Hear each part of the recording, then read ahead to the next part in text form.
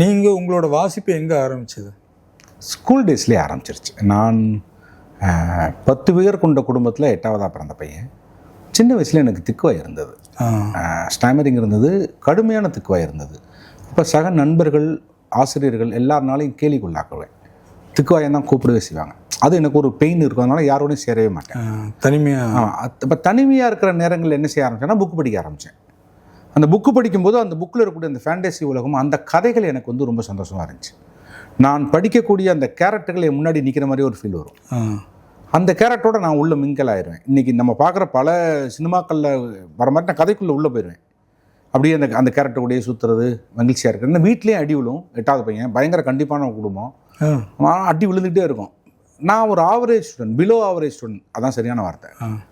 வீட்டில் எல்லோரும் நல்லா படிக்கிறேன், நான் பிலோ ஆவரேஜ்னால அதுக்கும் சேர்த்து அடி விழும். இந்த அடிகள்லேருந்து என்னை தப்பிக்க வச்சது எல்லாமே புத்தக வாசிப்பு தான். புத்தகம் வீட்டில் வாங்கியிருந்தேன். ஆனால் 10 பேர் கொண்ட குடும்பத்தில் இருந்தேங்கிறனால மூத்தோர் எல்லாருமே படிக்கக்கூடிய ஒரு பழக்கம் இருந்தவங்களாக இருந்தாங்க. அதனால் அந்த புத்தகங்கள் எனக்கு புரியுதோ புரியலையோ சும்மா வாசிக்கிறது அப்படிங்கிற பழக்கத்துக்குள்ளே வந்தேன். என்னை உண்மையிலே ஈர்த்தது அப்படின்னா பூந்தளிர் ஈர்த்துச்சு.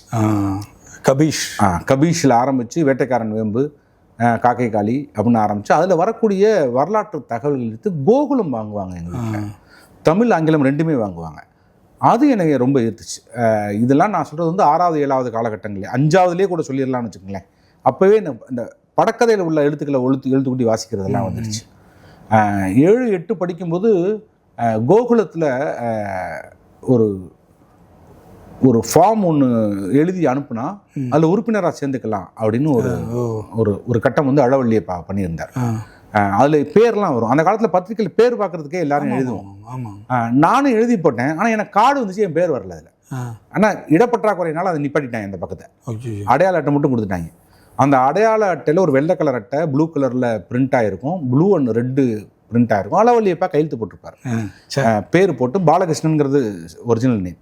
பாலகிருஷ்ணன், கோகுல வாசர் வட்டமோ என்னமோ ஒரு வட்டம் உறுப்பினர் எண் அப்படின்னு போட்டு வீட்டில் கொண்டு வந்துச்சு. ஒரு அட்டை, நல்ல வலுவலுன்னு ஒரு அட்டையில் போட்டு பிரிண்ட் ஆகி வந்துருச்சு. அந்த அட்டையை கொண்டு வந்து நேர போஸ்ட்மேன் எங்கள் அப்பா கையில் கொடுக்க, எங்கள் அப்பா பார்த்துட்டு, படிக்கிற வயசில் என்ன கோகுலம் பத்திரிகை எழுதியிருக்க அப்படின்னு அதுக்கு அடியான அடி. அப்படியா? ஆமாம், அடியான அடி. அப்போ அது படிக்கிறது தப்பாக இருந்தது. படிக்கிறது ஓகே, எழுதுறது அது பிழைக்கான வழி இல்லைல்ல. நீ வாத்தியார வேலைக்கு போ, இல்லை பேங்க் வேலைக்கு போ அப்படிங்கிறத அந்த காலகட்டத்தில் எல்லாருக்கான எண்ணமாக இருந்துச்சு. இது எழுதுறதுல என்ன வேலை, அதெல்லாம் பாடத்தை தவிர வேறு எது எழுதுனாலும் அது வந்து ஆகாது அப்படிங்கிற எண்ணம் தான் வீட்டில். இன்னும் வீணாக போயிடுவேன், பிச்சை எடுப்பேன் அப்படின்லாம் திட்டினாங்க என்னைய. கடைசியில் நான் எதை படித்தேனோ, எந்த தமிழை படித்தனோ அந்த தமிழ் தான் எனக்கு சோறு பிடிச்சி.